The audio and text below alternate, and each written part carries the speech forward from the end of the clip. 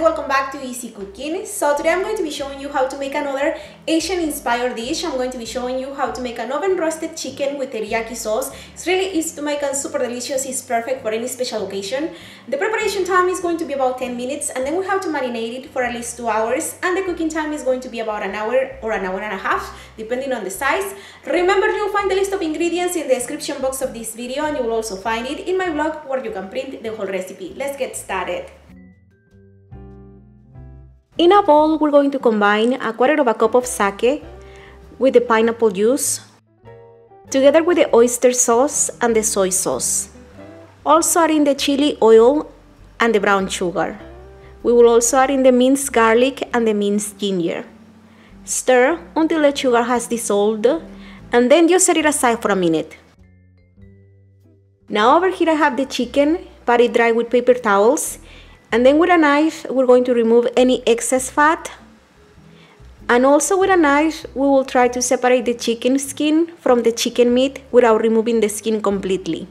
You just want to have enough space in between the skin and the meat to be able to season the meat instead of just seasoning the skin.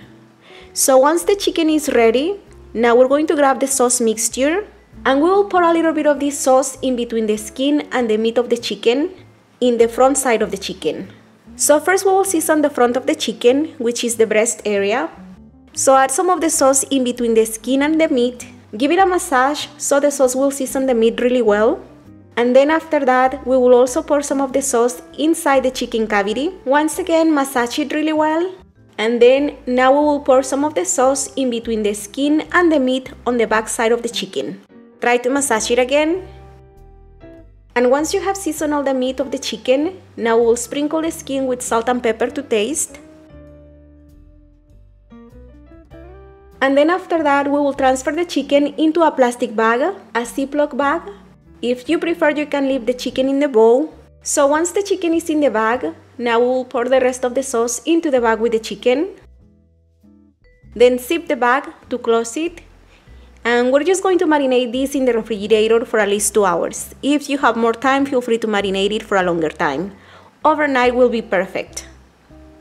So after at least 2 hours of marinating the chicken, now we'll preheat the oven to 450 degrees Fahrenheit.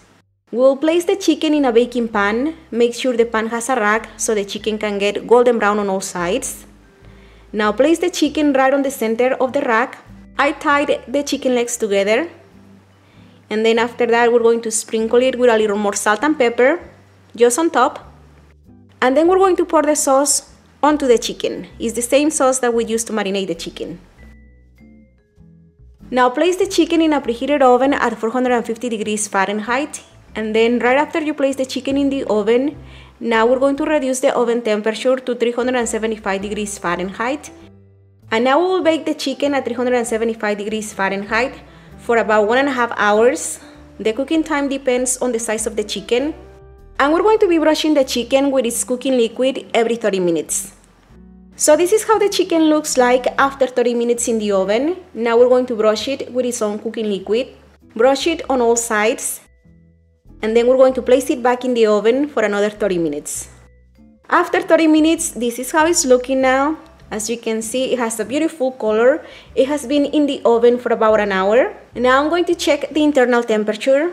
And remember, the internal temperature of a well-cooked chicken should be of at least 167 degrees Fahrenheit. When the chicken reaches that temperature, it means it's well-cooked.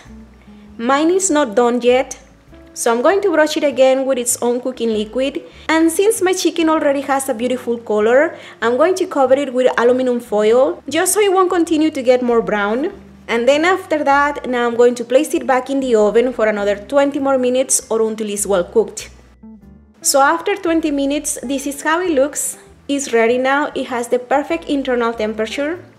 So I'm going to brush it again with its own cooking liquid.